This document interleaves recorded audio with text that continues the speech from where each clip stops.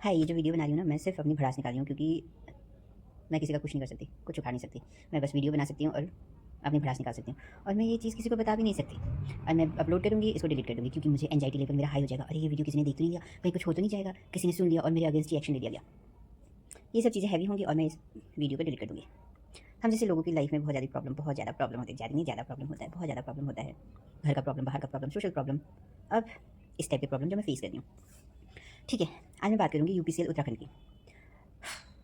बहुत लंबा चौड़ा हो रहा है, 1 मिनट का वीडियो में नहीं आ रहा। कुछ मेरी ज़बान लड़खड़ा के हो रही है, कुछ मेरी गलत प्रोनंसिएशन हो रहा है, भगवान! मैं अपनी चीज़ें खुद नहीं सुन सकती तो दूसरा इंसान क्या सुनेगा, देगा? ऐसे डिमोटिवेट करते हैं खुद को। ठीक है, बात है यूपीसीएल उत्तराखंड की।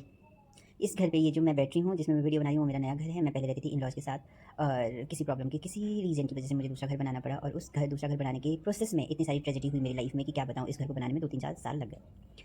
हाँ, ट्रेजेडी भी बता देती हूँ वो क्या हुआ। मेरे इन-लॉज़ का एक्सीडेंट इतना गंदा एक्सीडेंट हुआ, इतना बड़ा था कि मेरे जो दोनों इन-लॉज़ थे वो बेड पेशेंट रहे बहुत लंबे टाइम के लिए और मेरे फादर इन लॉ उस दौरान 10 महीने बेड पेशेंट होने के बाद एक्सपायर हो गए, ठीक है? उस वजह से अब इतना चीज़ हुआ है तो फाइनेंशियली प्रॉब्लम भी आई होगी मेरे पास, है ना? उसकी वजह से और कुछ कंस्ट्रक्टर जो होता है, जो घर बनाने वाला होता है, हमारा जो बिल्डर होता है, उसकी वजह से मतलब बहुत सारी जब इंसान की लाइफ में पैसे नहीं होते तो प्रॉब्लम बहुत ज़्यादा आ जाते हैं, ठीक है? और जब घर पे कोई इंसान बेड पेशेंट हो जाता है तो पैसे की प्रॉब्लम तो अपने आप हो जाती है और बहुत सारी चीज़ें प्रॉब्लम मतलब मेरे जैसा आम इंसान को पता होगा कैसी प्रॉब्लम होती है, ठीक है? अब मैं आती हूँ मुद्दे पे, जो है ये जो नया घर है उसमें हमने लगा रखा था कंस्ट्रक्शन का वो बिल। उसमें क्योंकि इस लंबे प्रोसेस में घर बनाने में बहुत टाइम लग गया, तो उस टाइम पे बारिश के मौसम में मीटर पे पानी चला गया, क्योंकि लंबा हो गया। 6 महीने में बनता तो शायद ये प्रॉब्लम ही नहीं होती, ठीक है? मीटर में पानी चला गया, वहाँ से मीटर चेक करने वाले आए, उन्होंने बताया कि आपका मीटर खराब है, आपको चीज़ चेक करना पड़ेगा। उस टाइम तक हमारा कंस्ट्रक्शन का काम पूरा हो गया था, तो हमने क्या किया, हमने रेजिडेंशियल में कन्वर्ट करा दिया, साथ के साथ मीटर भी चेंज कर दिया। उसके बाद हमने मीटर चेंज करने का जो भी चार्जेस लगता है वो हमने पे कर दिया। उसके बाद हमारा नया मीटर लगा। अब मुझे ये नहीं पता मीटर जब चेंज होता है वो मीटर रीडिंग 0 से होता है या जो पुराना हमने यूज़ कर रखा था वहाँ तक होता है, ठीक है? अब मैंने वो नोटिस भी नहीं किया, क्योंकि मैंने रीडिंग भी नहीं देखा कभी।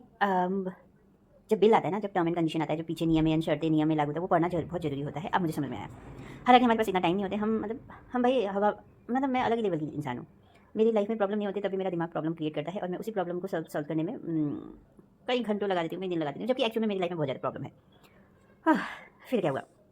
अब शर्तें और नियम लागू जो भी होते हैं वो भी पढ़ना बहुत ज़रूरी है। स्टार्टिंग के कुछ महीने से ही बिल आया, मैं 400-500 रुपये, हम जैसे इंसान मतलब उसकी लाइफ में इतनी सारी प्रॉब्लम होती है कि वो छोटी-मोटी चीज़ों को इग्नोर कर देता है, ठीक है? वो हर किसी को पता होना चाहिए, ठीक है? अगर नहीं पता है तो पता होना चाहिए, क्योंकि इंसान की लाइफ में इतनी ज़्यादा प्रॉब्लम आती है, वो छोटी-छोटी चीज़ को लेके नहीं बैठ सकता। अगर 200 रुपये खर्च करने की जगह उसको 300 रुपये खर्च करना पड़ रहा है तो वो कर देगा। वो नहीं देखेगा कि मुझे 200 की जगह 300 क्यों है। हाँ, जब प्रॉब्लम तब आएगी जब 200 की जगह मुझे 500 रुपये या 1000 रुपये पे करना पड़ा। मेरे साथ भी ऐसे हुआ। किसी का बिल आया 500 से 700 के बीच में, मैंने पे कर दिया, कोई प्रॉब्लम नहीं। 1600 का बिल आया, मैंने कहा चलो 3 महीने का है, एवरेज आया होगा, चलो मैंने वो भी पे कर दिया। मेरा घंटी तब बजा जो मैं पुराने घर पे रहती थी इन-लॉज़ के साथ, उसका बिल आया कम और इस नए वाले घर का बिल आया ज़्यादा। जबकि इस नए वाले घर पे सिर्फ एक बल्ब जलता था। इस नए वाले घर पे हम लोग हुए अभी अप्रैल में शिफ्ट, ठीक है? बात करी मैं इससे पहले की, फरवरी की बात करी मैं। ठीक है, आया इतना तब, उसके बाद मैंने कॉल पे कॉल लगाया और बार-बार वो लगे फ़ोन कहाँ पे, यूपी पे, यूपीसीएल यूपी में। फिर इलेक्ट्रिसिटी का ऑफ़िस के भी चक्कर लगाए, 2-3 चक्कर तो इसलिए लगाए कि अरे 7 तारीख से पहले आना, कभी ये कभी वो, ठीक है? ये हुआ। उसके बाद मैंने बताया वहाँ पे प्रॉब्लम है, मैंने कॉल किया, फिर उसके बाद पता चला मीटर ख़राब है, मैंने वहाँ पे भी कंप्लेंट किया, मीटर ख़राब है, आया। फिर उसके बाद लोग आए वहाँ से लोग आए। इसी बीच में मैंने वो जो ऑफ़िस में बैठे रहते हैं, वो विंडो में जो कंप्लेंट सुनने के लिए बैठते हैं ना, उन भैया ने बोला कि अरे ये तो ठीक है, इतना तो ठीक है, इस हिसाब से ठीक है, एवरेज आ रहा है, पेमेंट कर दो। बोला अरे भाई मुझे डाइजेस्ट नहीं हुआ। फिर जिस घर में मैं रहती हूँ उसमें कम आ रहा है और जिस घर में मैं नहीं रहती एक बल्ब लग रहा है उसमें इतना ज़्यादा बिल आ रहा है, तो मुझे डाइजेस्ट नहीं हुआ। मैंने फिर दोबारा फ़ोन किया 1912 पे या 1219 पे, वहाँ पे फ़ोन किया। फिर उसके बाद कुछ दिन बाद एक इंसान आया। उसके बीच में भी जब मैं वहाँ इलेक्ट्रिसिटी ऑफिस में गई थी, बाहर बैठे होते हैं वो भैया आप लोग, उन्होंने बोला 4000 रुपये दे दो, आपका बिल जीरो कर देंगे। मैंने पति को बोला अरे ये तो बहुत सही ऑप्शन है, 4000 दे दो, 1 साल के लिए बिल जीरो आएगा। मेरे पति ने मुझे बोला अरे हमने तो सोलर पैनल लगा रखा है, तो हमारा जीरो बिल आने का क्या है, उसका भी बोलो, ये इनकी बात मत सुनो और जाओ। फिर उसके बाद मैंने घर में आया, फ़ोन किया, मैंने कहा इस ऑफिस की होगी चेकिंग होगी, ये वो करके वहाँ से एक इंसान आया, इलेक्ट्रिसिटी ऑफिस से एक इंसान आया। उसने बोला कि मीटर ठीक है, मीटर की रीडिंग 407 समथिंग करके दिख गया। उसने मुझे स्लिप पकड़ाई, ठीक है? उसके बाद मैं गई, मुझे जो विंडो पे बैठते हैं वो भैया नहीं मिले, दूसरे वाले भैया मिले। वो थोड़ा सा अभी यंग है, तो वो अच्छे हैं। मतलब मुझे लगता है ये उस विंडो में बैठे बैठे ना, इंसान जैसे जैसे उम्र बढ़ता जाता है ना, वैसे वैसे उसकी दूसरों की हेल्प करने की जो अर्ज होता है ना, वो खत्म हो जाता है और रूड बन जाता है इंसान ना। वो यंग था, अभी जवानी था, उसने दिखाया मुझे हेल्प करने की कोशिश, मतलब उसने दिखाया कि हाँ मैं कर सकता हूँ शायद करके। उन्होंने कुछ ट्राई किया पर हुआ नहीं, काम नहीं हुआ। उन्होंने 2-3 दिन बाद बताया, 2-3 दिन, अरे यार बीच में बहुत सारी चीज़ें छोड़ दी मैंने। हाँ, हुआ क्या कि वो आया इंसान, उन्होंने बोला अरे तुम्हारा मीटर ठीक है, अगले महीने बिल ठीक आ जाएगा बोल के, ठीक है? अगले महीने बिल और ज़्यादा आ गया। फिर मैंने अपने हस्बैंड को बताया, हस्बैंड ने उन्होंने फ़ोन किया उस इंसान को। उन्होंने बोला अरे मैंने अपने ऑफिस से ठीक कर दिया है, वहाँ पे जाके इलेक्ट्रिसिटी ऑफिस में जाके नया बिल बनवा लो और पेमेंट कर दो। अब मैं गई वहाँ पे, फिर ये सब हुआ। मुझे सोचने दो जरा। हाँ, ये सब हुआ। ठीक है, ये सब हुआ। उसके बाद मैं गई वहाँ पे, तो बेचारे ने उसने किया, तो उन जो यंग वाला था उसने किया, तो सर्वर डाउन हो रखा था। मैं बैठी, आधा घंटा बैठी, आधा घंटा बैठने के 15 मिनट बैठने के लिए बोला था। मैं आधे घंटे से ज़्यादा बैठी, पर हुआ नहीं उससे बेचारे से, क्योंकि सर्वर डाउन था। मैं आ गई। उसने बोला मैम कल आ जाना। कल मेरी पर्सनल प्रॉब्लम ऐसी हो गई, उसकी वजह से मैं नहीं गई। एक दिन छोड़ के दूसरे दिन गई, तो वो बैठे थे विंडो वाले दूसरे, जिन्होंने बोला था कल आना, वो छुट्टी पे थे। फिर अब वो गए, तो जिस चेयर पे वो जो बेचारे जिन्होंने मुझे हेल्प करने की कोशिश की थी, उसकी जगह एक और नया बंदा बैठा हुआ था। मैंने इतना चक्कर लगाया, पर उस बंदे की शक्ल नहीं देखी थी मैंने आज तक। फिर मैंने बोला सर ऐसा ऐसा है, उस दिन आई थी मैं, उन्होंने बोला था मुझे आने के लिए, मैं नहीं आ पाई, आज आई हूँ, आप प्लीज़ नया बिल दे दो। बोले अरे मैंने आपको बताया था इतना बिल तो पे करना पड़ेगा आपको। नहीं, मैंने बोला सर मैं क्यों बिल पे करूँ इतना सारा, जब एक ही बल्ब जल रहा है, उसके लिए इतना सारा बिल तो मैं पे नहीं करूँगी। अब मेरे पास ये भी आया है कि मीटर ठीक है, उसका रीडिंग ये देखो ये दिया है। फिर इस बीच मेरा लग गया क्या, सोलर का मीटर। सोलर पैनल हमने तब लगाया था जब हमने घर शिफ्ट होने से पहले सोलर पैनल लगाया था, क्योंकि घर शिफ्ट होने के बाद हमारा प्लान था सोलर पैनल लगाने का। घर शिफ्ट होने के बाद लगाते तो घर पे मतलब बहुत कचरा कुचरा हो जाता है, इसलिए मेरे हस्बैंड ने बोला कि चलो शिफ्ट होने से पहले लगा लो बोल के। ठीक, अब मेरे पास था तीन स्लिप। एक जो कंस्ट्रक्शन के टाइम में खराब हुआ था, उसकी वजह से जो नया लगा मीटर। दूसरा उस इंसान का जिसने बोला था कि मीटर ठीक है, मीटर रीडिंग आ रहा है 307। तीसरा सोलर वाले का कि हाँ मीटर जब मैं मीटर चेंज कर रहा हूँ इसकी रीडिंग इतनी आ रखी है और ये सोलर मीटर लग गया। ठीक, अब वो बंदा वो बोलता है कि उसने देखा, वो मुझे बोलता है ये कहाँ का लगाया, ये कौन आया था आपके में, आपका एरिया का जेई मैं हूँ। मैंने तो क्या बोलते हैं, आपके एरिया का जेई मैं हूँ। वो आपको किसने बताया कि इस इंसान किसने दिया ये इंसान आपको, वो इंसान कहाँ से आया। अब भाई मुझे क्या पता वो इंसान कहाँ से आया। उसने बोला मैं इलेक्ट्रिसिटी ऑफिस से आया हूँ, उसने वो लिख के दिया, तो मुझे क्या पता होगा, मुझे किसी ने बताया तो नहीं था कि इस एरिया पे होगा ये। जबकि जो अभी तक जितने भी स्लिप है उसमें एड्रेस वही लिखा हुआ है, उस लेटर हेड में वही लिखा हुआ है। मुझे बोलता है कि ये देखा है तुमने, ये कहाँ का लिखा हुआ है, ये देख, ये पढ़ पा रहे हो आप, ये पढ़ रहे हो आप, कहाँ का लिखा हुआ है, इस एरिया का जेई मैं हूँ, मुझे इस चीज़ के बारे में नहीं पता, अब ये कहाँ से आया। मतलब उन्होंने मुझे ऐसे बोला। अब इसे सुन के तो किसी को भी गुस्सा आएगा। मैंने कहा सर मुझे कैसे पता होगा कि कौन से एरिया से आएगा, है ना। फिर उसके बाद फिर ये अरे देखो तुम्हारे घर में इलेक्ट्रिसिटी का लीकेज होता है तभी ऐसे, उन्होंने पता नहीं यार। अब वो इंसान होता है ना हमारे जैसे इंसान, मेरे जैसे इंसान सेल्फ डाउट में रहता है, अरे कहीं मैंने तो कुछ गलत नहीं बोल दिया। एक मैं इंसान ऐसी पहले ऐसी कि किसी से बात करने से पहले मेरा पसीना छूट जाए। हाँ, बातों बातों में जो चीज़ मुझे याद है वो बोलता है आपने कभी इलेक्ट्रॉनिक प्रोडक्ट के बारे में पढ़ा होगा तो तब पता होगा ना आपको, घर पर लीकेज होता है, लीकेज की वजह से मीटर राइज होता है। अरे भाई मैं हाउस वाइफ, बच्चे पाल रही हूँ मैं। हाँ, मेरी ज़िंदगी बस घर देखने में, बच्चों को पालने में, और आज के टाइम में बच्चों को पालना भी बहुत बड़ी बात है। ट्यूशन ले जाना, स्कूल ले जाना, लेके आना, छोड़ना, उनको होमवर्क कराना, आज के टाइम में पता है कितना प्रॉब्लम है, कितना चीज़ करना पड़ता है एक पेरेंट को। अब लोग, मुझे तो ये पता भी नहीं था कि हाँ इलेक्ट्रिसिटी का भी भरना पड़ता है, भयंकर ये सब चीज़ें। अब मुझे ऐसे बात करते मेरा दिमाग सनका। भाई आप सर कैसे बात कर रहे हो, मैं एक हाउस वाइफ हूँ, मुझे अगर ये पढ़ा होता तो मैं ये सारी प्रॉब्लम मेरे साथ होती। अब किसी का भी माथा सनकेगा भाई, ऐसे कोई बोलेगा तो।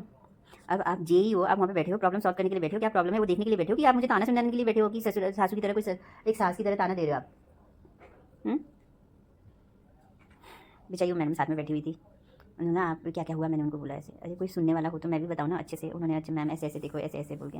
मैंने फिर अब वो औरत थी, फिर मैंने ये भी बोला मैम आपको पता है मैं उस दिन 2 बच्चों को भी लेके आई थी, वो मेरे 2 बच्चे, मैं अब देखो इतने चक्कर काट चुकी। फिर बेचारी उनको मेरे पे तरस आया, बोला कि आप ना एक बार मैं सर से बात करो, है ना, क्या पता वो उनके पास गई। उन्होंने बोला अरे ये, उन्होंने बोला अरे ठीक तो है मीटर रीडिंग। अब वो आते हैं विंडो वाले सर, वो बोलते सर कैसे इनकी रीडिंग तो इतनी आ रखी है। अब मुझे कुछ नहीं पता भाई कैसे रीडिंग आ रखी है, भाई क्या करूँ, मुझे तो कुछ समझ में नहीं आता। अब वो सर बोलते हैं अरे यार, अरे मैडम आप देखो ऐसे हो रखा है तो मैं क्या करूँ, इसमें कैसे कर सकता हूँ, चलो ठीक है एप्लीकेशन दे देना, बोलते हैं। 1 हफ्ता हो गया। मैंने बोला कि सर मेरे रिलेटिव में कोई एक्सपायर हो गया, मुझे उधर जाना है, मैं कल परसों तो नहीं आ पाऊँगी, मैं मंडे को आऊँगी, ठीक है। अब 2-3 दिन तो मुझे उसी चीज़ से निकलने में लग गया। अब 3 दिन से मैं एप्लीकेशन लिखने की कोशिश कर रही हूँ। क्या लिखूँ एप्लीकेशन में, किसको लिखूँ लेटर एप्लीकेशन में क्या लिखूँ। फिर मैं मैम के पास आई, मैम ने बोला सर कुछ हुआ, मैम सर बोले एप्लीकेशन लिखने के लिए। फिर मैम ने बोला ठीक है आप ना जो भी हुआ अभी तक अच्छे से क्लियरली बताना कि क्या क्या हुआ, और उसका ना फोटो स्टिक भी लगा देना, ठीक है। अब मैं 3 दिन से सोच रही हूँ क्या लिखूँ। हाँ 3 दिन से मतलब सोच तो मैं उसी दिन से रही हूँ क्या लिखूँ, 3 दिन से प्रैक्टिस कर रही हूँ कि क्या लिखूँ। अब मुझे समझ में नहीं आ रहा क्या लिखूँ। बैठी हुई हूँ मैं घर पे, मैं ये बोल रही हूँ मुझे कोई प्रॉब्लम नहीं, अमाउंट भी ज़्यादा नहीं है, 3,000 है। पर बात ये है कि मैंने वो कंजम्पशन नहीं किया। वो कंजम्पशन जब मैंने नहीं किया तो मैं पेमेंट क्यों करूँ। मैं 3,000 रुपये पे कर सकती हूँ। लाइफ में 3,000 रुपये भी बहुत ज़्यादा होता है। हम लोग हैं लोअर मिडिल क्लास के लोग, और वो 3,000 रुपये भी मेरा पति खून पसीना एक करके कमा रहा है। उस पैसे को कमाने के लिए वो हमारे साथ नहीं रहता, बाहर रहता है, उमला हुआ खाना, जैसा खाना उसको मिलता है वैसा खाना खाता है। मेरे घर में पैसे का पेड़ नहीं लगा हुआ है। जो आज के टाइम पे हर इंसान ये सोचता है कि मैं ही मेहनत करके कमा रहा हूँ, सामने वाला का पैसा बहुत ईजी है। मेरे घर के एक्सपेंसेस इतने सारे हैं। चलो मैंने कंजम्पशन भी कर लिया होता तो मैं भी दे, चलो मैंने किया है, मैंने यूज़ किया है तो मैं दे दूँगी, पेमेंट करूँगी। अब मेरी प्रॉब्लम ये आ रही है क्योंकि कि मेरा आरडीएफ में चल रहा था मीटर, मेरा वो प्रॉब्लम सॉल्व नहीं हुआ। मुझे एक बोला कि ये पेमेंट कर दो, दूसरा बोला कि ये मीटर ठीक है, और उस बीच में लग गया मेरा सोलर का मीटर। अब इसलिए सॉल्व नहीं हो पा रहा। अब मुझे ये समझ में नहीं आ रहा कि मुझे ये लेटर लिखने में कौन हेल्प करेगा, किसके पास जाऊँ, मुझे तो कुछ समझ में नहीं आ रहा, क्योंकि मैंने बचपन में तो सिर्फ प्रिंसिपल को एप्लीकेशन लिखा था। लिखा भी होगा तो मैंने कुछ और, अगर कोई और एप्लीकेशन लिखा भी होगा तो वो मैंने याद किया होगा, लिखा होगा पेपर टाइम तक, 2-3 साल याद रहा होगा। अब मुझे याद नहीं है। अब स्कूल को हो गए 15, 16, 17, 20 साल। अब मुझे कैसे याद होगा? अब इस चीज़ को कौन हेल्प करेगा? क्या क्या करूँ? मुझे बिल्कुल भी समझ में नहीं आ रहा। इसलिए कल मैं कुछ सकती नहीं, इसलिए वीडियो बना रही हूँ। अगर कोई है जो हेल्प कर सकता है तो कर देना। आई माँ, आज सैटरडे है। अब 2 दिन में सोचूंगी क्या करना है। बच्चों की भी छुट्टियाँ पड़ी है, बेचारे बच्चे भी घर पे पड़े हुए हैं। मतलब हमारी लाइफ में ना, कि आम इंसान की लाइफ में ना इतनी सारी प्रॉब्लम है, छोटी छोटी प्रॉब्लम है। स्पेशली जब इंसान, एक ही इंसान सब कुछ संभाल रहा होता है ना, उसके पास ना इतना टाइम नहीं होता कि यहाँ पे भी जाओ, उसी चीज़ के लिए रोटेशन, बार बार उस चीज़ के लिए चक्कर लगाओ। क्योंकि लाइफ में बहुत सारे काम होते हैं। हम जैसे लोग जो जिसका हस्बैंड बाहर काम कर रहा होता है, सारा घर खुद को संभालना होता है, इन लॉज नहीं है, इन लॉज का हाथ नहीं है, मतलब सोशल लाइफ भी उन्हीं को वो करना है, उन्हीं को निभाना है, सोशल रिस्पॉन्सिबिलिटीज़ भी, अपने घर की रिस्पॉन्सिबिलिटीज़ भी, और ऊपर से इलेक्ट्रिसिटी या ये वाटर बिल से रिलेटेड या जो भी होता है प्रॉब्लम, सब कुछ खुद को राशन लेने जाना है। जब हर सारी चीज़ हम जैसे लोगों को वो करना पड़ता है ना, तो मतलब अब इंसान बने भी तो क्या बने। देखो हेल्थ प्रॉब्लम होते हैं, डॉक्टर अपना अपना रूप मुँह भी दिखा देता है। हम जैसों की कोई वैल्यू नहीं है भाई, कोई वैल्यू नहीं है हम जैसे लोगों की। बस बस बैठ के एक शिकायत कर सकते हैं, एक दूसरे की प्रॉब्लम सुन सकते हैं और कुछ नहीं कर सकते। इसलिए टाइम में पढ़ना लिखना बहुत ज़रूरी है। पढ़ लिख के ना थोड़ा सा ना रौबदार पोजीशन होना बहुत ज़रूरी है। और मुझे ऐसा लगता है, और मैं ये बोलती हूँ कि कुछ भी हो, अगर आपके अंदर इंसान हो के इंसान को हेल्प करने की